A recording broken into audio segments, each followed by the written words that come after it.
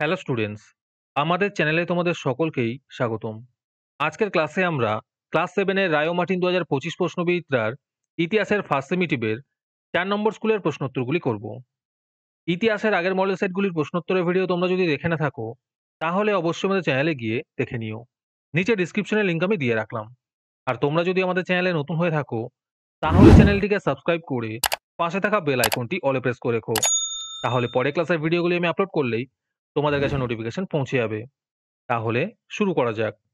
১ নম্বরে আছে সঠিক উত্তরটি বেছে নিয়ে লেখো। ১ নম্বর প্রশ্ন হলো, প্রাচীন বাংলার অঞ্চলগুলির মধ্যে বৃহত্তম ছিল, এর উত্তর হবে পুন্ড্রবর্ধন।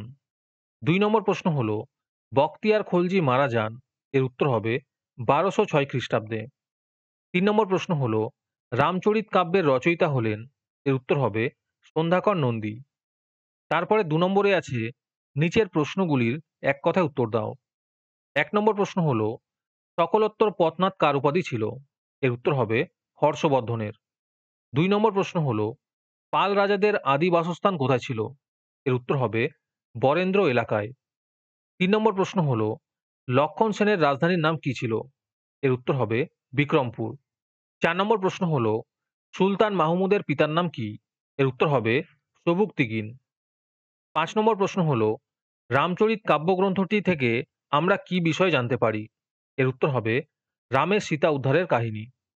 ৬ নম্বর প্রশ্ন হলো, শ্রীধর দাসের লেখা একটি গ্রন্থের নাম লেখো, এর উত্তর হবে প্রযুক্তি কর্ণামৃত। ৭ নম্বর প্রশ্ন হলো, গীত গোবিন্দম কাব্যের রচয়িতা কে ছিলেন, এর উত্তর হবে জয়দেব। তোমাদের মধ্যে থেকে যে কোনো ১৫ জন আজকের ক্লাসের পিডিএফটি ফ্রিতে পেতে পারো। তার জন্য তোমাদের এই ভিডিওতে লাইক, সাবস্ক্রাইব এবং কমেন্টের মধ্যে #ফ্রি পিডিএফ লিখতে হবে। এই ভিডিওতে যখন 50টি লাইক এবং 50টি সাবস্ক্রাইব হয়ে যাবে, তারপরেই আমরা এই ভিডিওর কমেন্টের মধ্যে থেকে র্যান্ডমলি যে কোনো 15 জনকে বেছে নিয়ে তাদের সাথে যোগাযোগ করে ফ্রি পিডিএফটি দিয়ে দেব।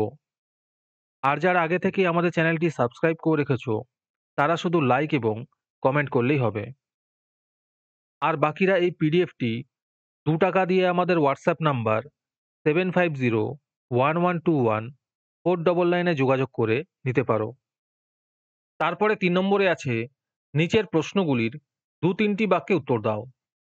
এই প্রশ্ন উত্তরগুলি আমি তোমাদের দেখিয়ে দিচ্ছি, তোমরা দেখে দেখে নোট ডাউন করে নিও। ১ নম্বর প্রশ্ন হলো, গৌড়তন্ত্র বলতে কি বোঝো?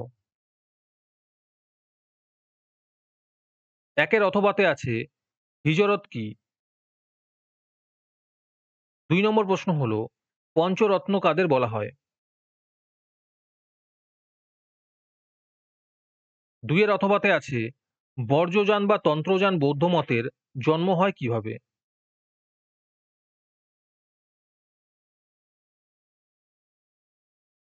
তারপরে ৪ নম্বরে আছে নিচের যেকোনো ২টি প্রশ্নের সংক্ষিপ্ত উত্তর লেখো। ১ নম্বর প্রশ্ন হলো, স্ত্রী-শক্তি সংগ্রাম কি?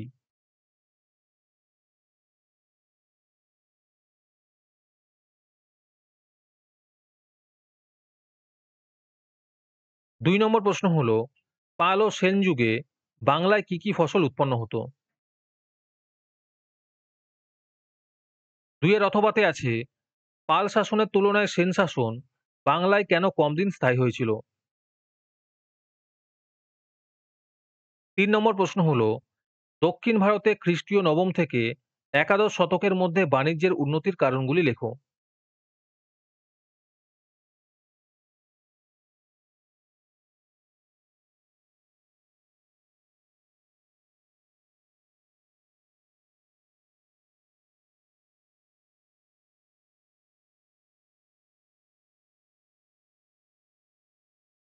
তারপরে ৫ নম্বরে আছে নিচের প্রশ্নগুলির উত্তর দাও। ১ নম্বর প্রশ্ন হলো, ইসলাম ধর্মের প্রচারের আগে আরব দেশের সংক্ষিপ্ত পরিচয় দাও।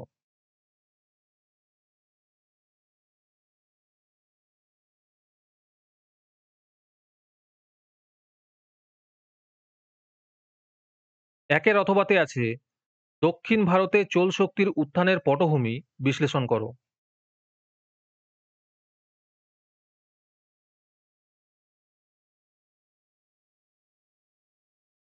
২ নম্বর প্রশ্ন হলো, পাল ও সেন যুগে বাংলার শিল্প, স্থাপত্য ও ভাস্কর্যের সংক্ষিপ্ত পরিচয় দাও।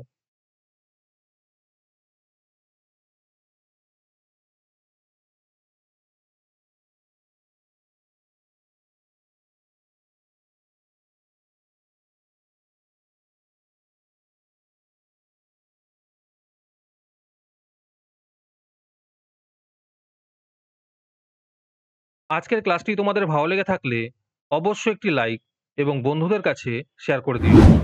পরের মডেল সেটগুলির প্রশ্নোত্তরের ভিডিও তাড়াতাড়ি পেতে আমাদের চ্যানেলটি সাবস্ক্রাইব করে রেখো। তাহলে দেখা হচ্ছে পরের ক্লাসে।